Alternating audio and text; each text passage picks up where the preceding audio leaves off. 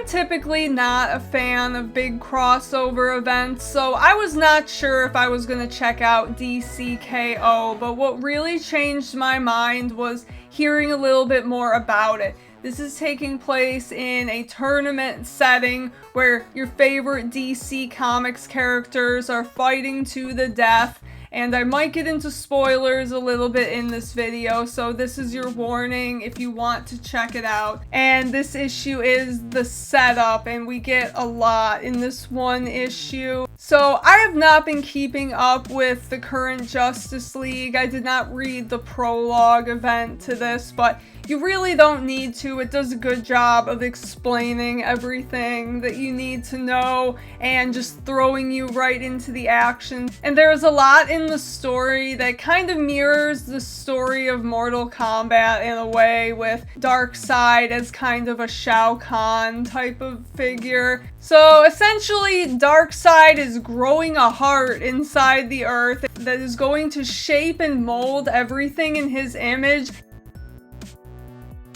and essentially turn everyone into blind slaves, just like he did on Apocalypse and how he formed the Absolute Universe. And the only hope of saving Earth is for all of DC's greatest heroes to compete in a tournament to the death to figure out who the King Omega is. That is what the KO in DCKO stands for.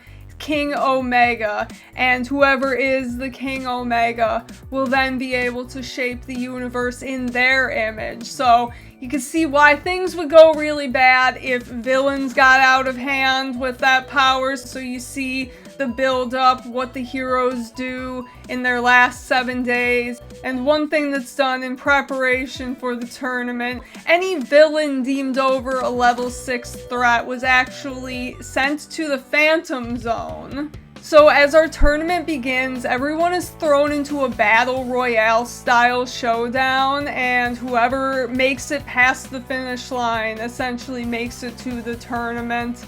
So Superman is taking his time and helping everyone get through, and at the end 32 make it through. And as you can see, Batman, to everyone's surprise, including Superman, was not one of the 32. So all of the villains that were sent to the Phantom Zone actually got out, and Batman was shot with one of Joker's bangs, and as he is seemingly dying, he says to Superman, "Remember what I said."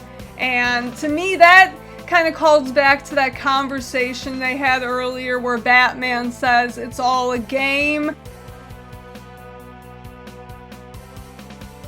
That gives me the idea that maybe Batman knows something that they don't. Maybe he's a few steps ahead already. I don't think this is the last that we will see of him in this crossover, but for now, he is not one of the main events that we get. And you can see that they have a schedule lined up of all the fights, and we don't know who is fighting who. We only know one of the combatants, and these will be taking place throughout multiple different titles. That is one of the reasons I typically don't go for these line-wide crossover events. Then you have to buy into books that you may not already be picking up.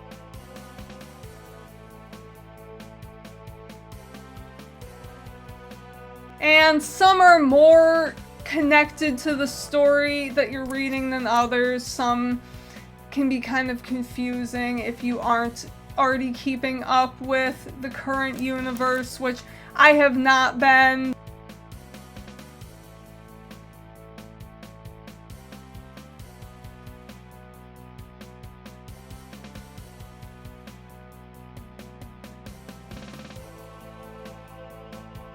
But I was able to pick this up. The similarities to the original Mortal Kombat storyline to me are so clear in this. I absolutely love it. I'm excited. I'm going to try and keep up with the whole line-wide event thing. If I can't, I'm absolutely going to pick up a hardcover or a trade paperback of this when it is available, because this is just a lot of fun and I'm excited to see where it goes. But I absolutely suggest you picking this up. It is a lot of fun. And for my physical media lovers out there, my single issue collectors, this is a very cool release. I really like that for the cover A, you get this acetate cover, and then when you open it, that is the main cover right there with Superman. And I actually decided to go for the foil of that same cover, and I typically don't go for foils. I've talked about this a little bit. I don't like how dark it makes everything. It kind of drowns the book out a little bit when it's the entire cover in foil, but here I really like that Superman is not in the foil, so really makes him stand out. So who will be the King Omega of the DC universe? A lot of people, I would say, are banking on Superman. My husband Luke's banking on Superman. I think Batman is something brewing up in the background, but that's my theory. I guess we'll see where it goes. Let me know if you guys are picking this up and reading this event. So what fights do you want to see the most, and who do you think is the mightiest warrior of the DC universe? I would absolutely love to know your thoughts, and thank you for watching. Peace.